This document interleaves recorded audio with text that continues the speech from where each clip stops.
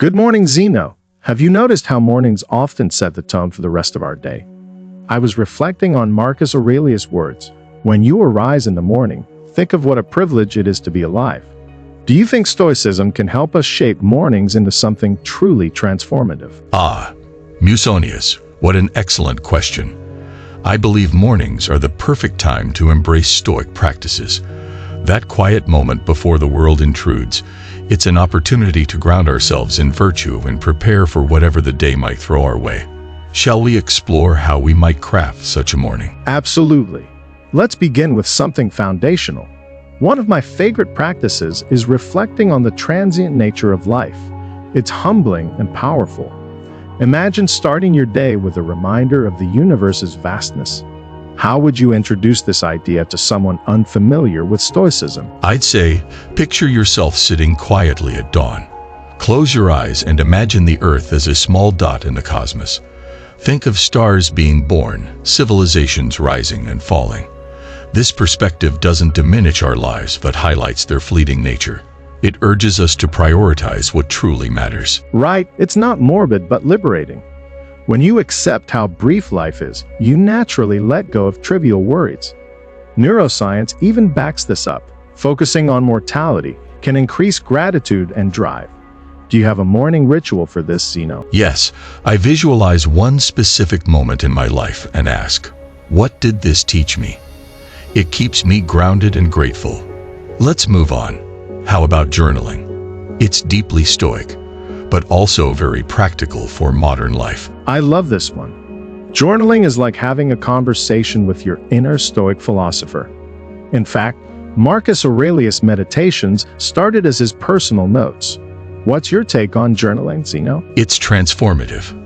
I recommend starting with gratitude. Write down 3 things you're thankful for.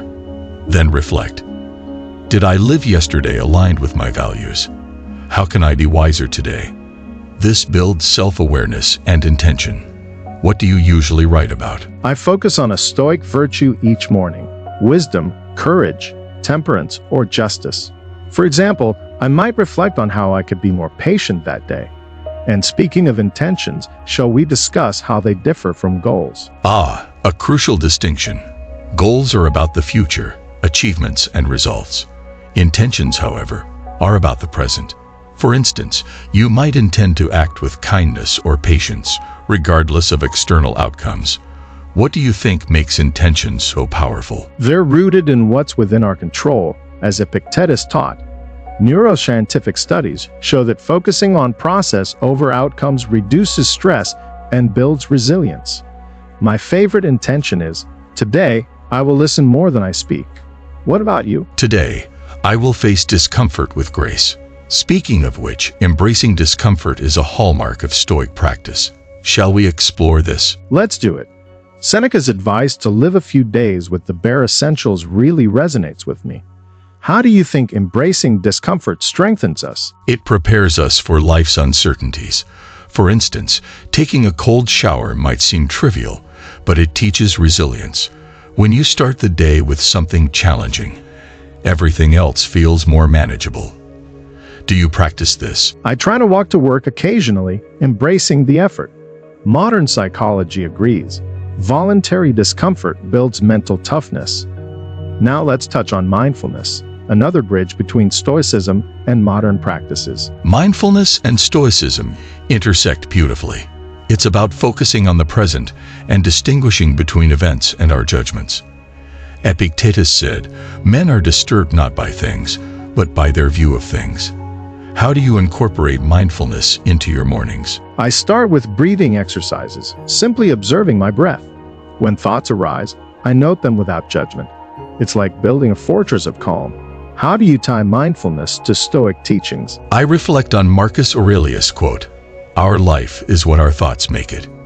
It reminds me that I control how I perceive the day. Shall we delve into revisiting Stoic teachings daily? A must-do.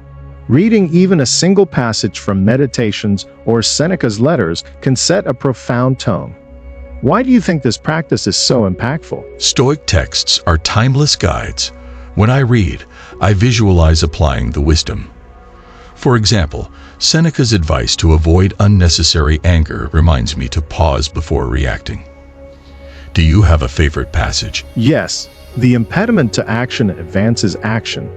It inspires me to turn challenges into growth, which brings us to our final practice, amor fati. Ah, the love of fate. It's about embracing everything life brings, not just accepting it. How do you think amor fati reshapes our perspective? It transforms obstacles into opportunities. For instance, when plans go awry, I ask, what can I learn? Neuroscience shows reframing struggles into growth reduces emotional distress. How do you personally practice this? I visualize potential challenges in the morning and affirm, this is exactly what I need to grow. It's liberating. Shall we wrap up with some actionable advice? To sum up, mornings are sacred opportunities. Reflect on life's brevity, journal with intention, set values-driven goals, embrace discomfort, ground yourself in mindfulness, revisit Stoic wisdom, and practice amor fati. Which of these will you try tomorrow, Zeno? All of them, of course. And to our listeners, we encourage you to pick one practice to begin with. Let us know which resonates most. Remember, it's the small, consistent actions that create lasting change. Well said, Zeno. Thank you for joining us on this exploration of Stoic mornings. Until next time, let's greet each day with wisdom, courage, and grace.